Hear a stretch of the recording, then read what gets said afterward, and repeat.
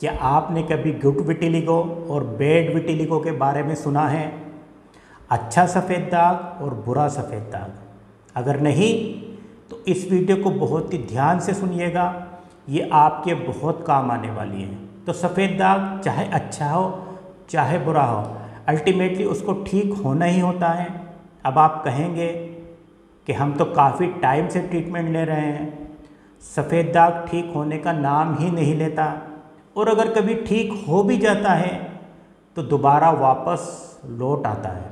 तो ऐसा इसलिए होता है कि गुड विटिलिगो और बैड विटिलिगो को अच्छी तरह से पहचाना नहीं गया है, और अगर बिना पहचाने बैड विटिलिगो में गुड विटिलिगो का ट्रीटमेंट दे दिया जाए तो क्या ये काम करेगा? नहीं ना। इसी तरह से गुड विटिलिगो में बैड विटिलिगो का ट्रीटमेंट काम नहीं करता है। तो इसका क्राइटेरिया मैं आपको बताऊंगा, ये बहुत ही आसान है, 2 या 3 पॉइंट्स में आपको समझ में आ जाएगा।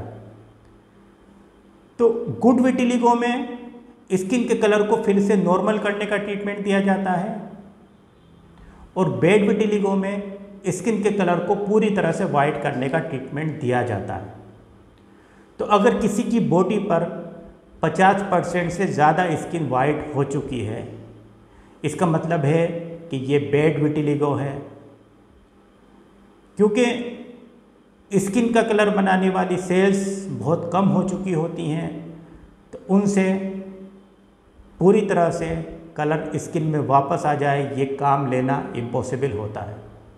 इस कंडीशन में इसको वाइट करने का ट्रीटमेंट देना चाहिए। अगर किसी की हाथ की उंगलियों पर आगे की तरफ, पैरों पर, पंजों पर, या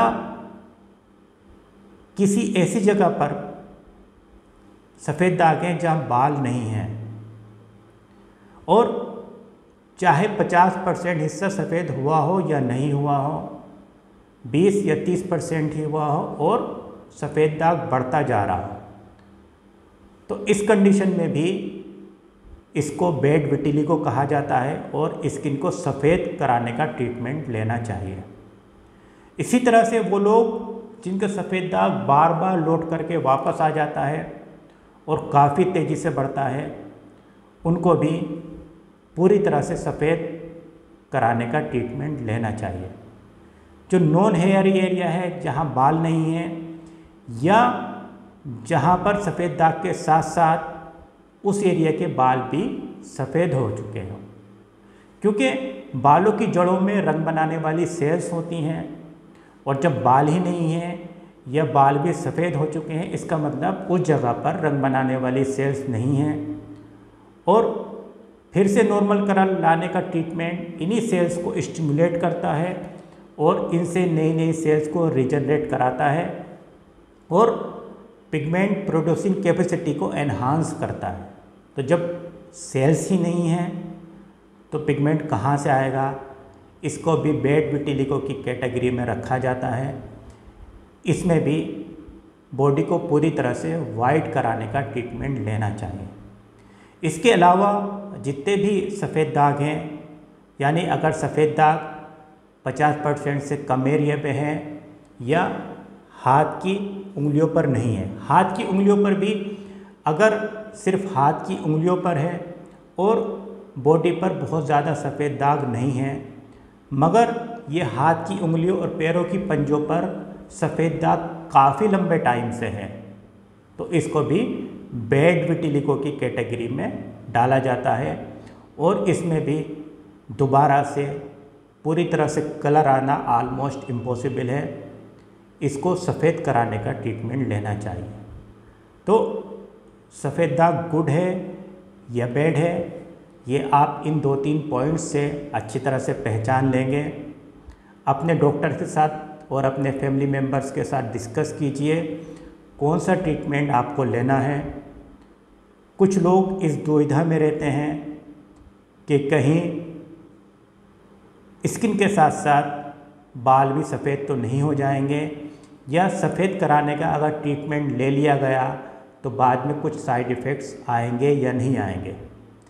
तो ये इस बात पर डिपेंड करता है कि कौन सा ट्रीटमेंट लिया गया है।